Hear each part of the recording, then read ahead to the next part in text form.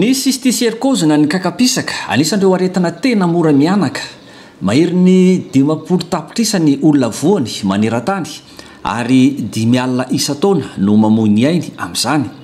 Apetraky ny OMS na ny vondrombe iraisam-pirenena momba ny fahasalamana ao anatin'ny lisitry ny aretina tsy azo tsinotsiniavina ny cysticiercose. Ho an'ny Madagasikara manokana moa dia anisan'ireo aretina mpahazon'ny biby atao lohalarana ny fanaraha-maso akaiky ny aretina. Tsy ny olana eo amin'ny fahasalaman'ny olona ihany fa eo indrindra ihany koa ny fiatraikany amin'ny fiahinany lafiny ara-tsakafo avy amin'ny biby ary eo amin'ny ara-toekarena vokatry ny fitotonganan'ny kalitaon'ireo biby izay tratry ny aretina. Ho fikatsaha-mba-olana momba izany aretina cysticiercose mpahazon'ny olona sy ny biby fiompy izany no nisin'ny tetikasa pikaroana sy asa avetrany momba ny ady atao amin'ny kakapisaka, sakoitra, mpahazon'ny kisoa sy mifindra amin'ny olombelona. Ny distrikany Mohantoto sy Betafo samy ao anatin'ny faritra Vakinakaratra no nanaovana izao fikaroana sy fampiarana izao nandritra ny 3 taona nanomboka ny taona 2024 hatramin'ny 2025. Fiarahamonimbolantoky ny Ministeran'ny Fambolena sy ny Fiompiana, ny Ministeran'ny Fampianarana Ambaratonga ambony sy ny Fikarohana Ara-tsiantifika, ny Ministeran'ny Fahasalamana ary ny CRDI Kanadiana izay namatsy vola ny tetikasa. Betsaka dia betsaka ireo biby mitondrana io aretina io ary fatatsika fa ny fifindrany io aretina io avy amin'ny biby makany amin'ny olona no miteraka le cysticiercose, miteraka le androbe na epilepsiany firesanana azy.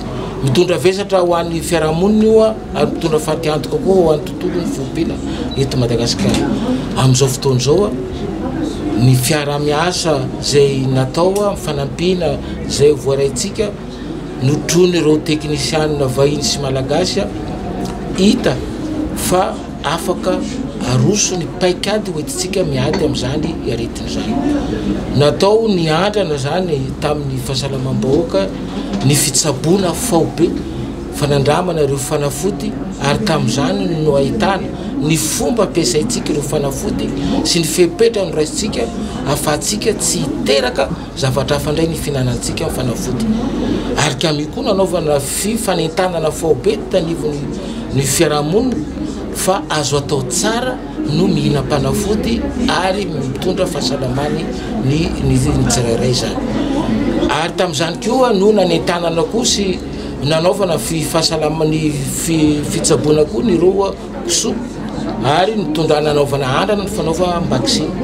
Zany rehetra zany tanatin'ny fotoana lavalava zay dia rehtsika fa nitondra vokatsoa zany zay vokatsoa zay nanatsara ny fahasalamana tsy fisehoan'ny aretina tao anivony ny fiarahamonina ary koa ny nahazo antoka koa ny tombo ny volaniditra tamin'ireo biby kisoa.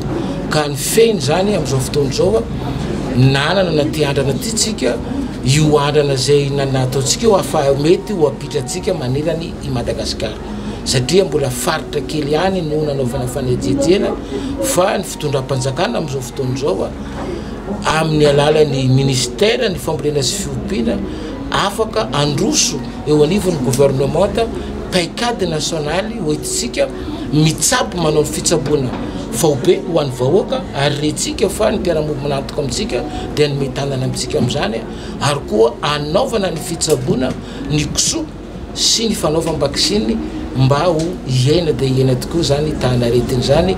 Rehefa miaina ny tahanaretina ho anivon'ny kisoa dia foana ho azy ny fifindrany amin'ny olombelona. Hitatra any amin'ny distrika sy ny faritra maro eto amin'ny nosy no tanjona kinendry amin'izao tetikasa izao.